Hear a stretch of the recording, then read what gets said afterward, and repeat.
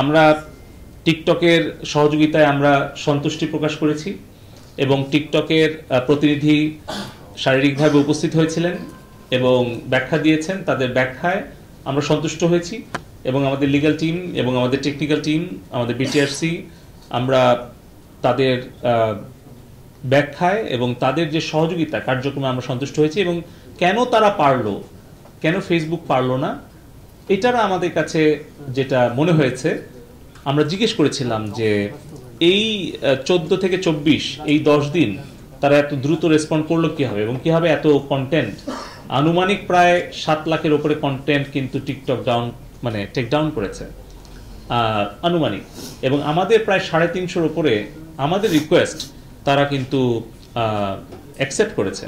So আমরা দেখলাম যে আসলে তারা যেটা করেছে, তাদের ফ্যাক্ট চেকিং যে ফার্ম, তারা তখন এটাকে ডাবল করেছে। তারা তাদের এআই যে টুল, সেটা আবার তারা কিউরেটেড করেছে এবং তারা বাংলাদেশের এই সাম্প্রতিক সিচুয়েশনটা তারা এমার্জেন্সি সিচুয়েশন হ্যান্ডলিংয়ের জন্য তারা এমার্জেন্সি এফোর্ট দিয়েছে এবং তাদের রিসোর্সটাকে তারা স্কেল আপ করেছে। ফলে কিন্তু তারা এটা খুব দ্রুত সময়ের মধ্যে তারা এই ধরনের যেগুলো নাশকতায় উস্কানি দেয়, মিথ্যা তথ্য উপাত্ত, এগুলো কিন্তু তারা রিমুভ করতে পেরেছে এবং সেটার পার্সেন্টেজ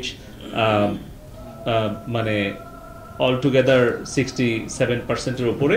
তবে 18 তারিখে যেটা আসলে মূল উৎস ছিল, আপনারা জানেন যে যেই দিন আসলে ঘটনাটা খুব দ্রুত গুজবটা ছড়াচ্ছিল, সেই দিন কিন্তু তারা 100% আর কি টেক ডাউন করেছে এবং রেসপন্ড করেছে। এবং 17 তারিখ, যেটা আরও বেশি জরুরি, যে আসলে ঘটনা ঘটার আগে একটা প্রিভেন্টিভ মেজার নাও, সেখানেও তারা 40%, এবং তার কারণে আমরা তাদেরকে ধন্যবাদ জানিয়েছি।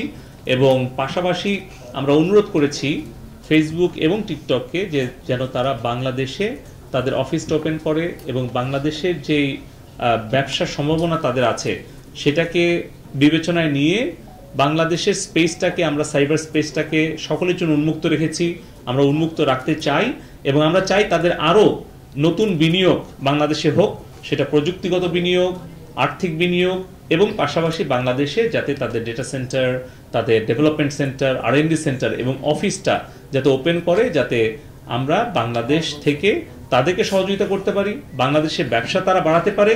পাশাপাশি বাংলাদেশের অনেক ক্ষুদ্র মাঝারি উদ্যোক্তা আছেন, ফ্রিল্যান্সার আছেন, কমার্স, কমার্স, ডিজিটাল কমার্স উদ্যোক্তা আছেন, তারা কিন্তু এই সকল প্ল্যাটফর্মের উপরে অনেকটা নির্ভরশীল। অতএব আমরা একসাথে মিলেই 41 সালে একটি উন্নত, সমৃদ্ধ, নিরাপদ একটি স্মার্ট বাংলাদেশ গড়ে তুলতে চাই। এখন জন্ম সনদ দিয়ে খোলো বিকাশ স্টুডেন্ট অ্যাকাউন্ট, নিজের বিকাশ নিজে কর।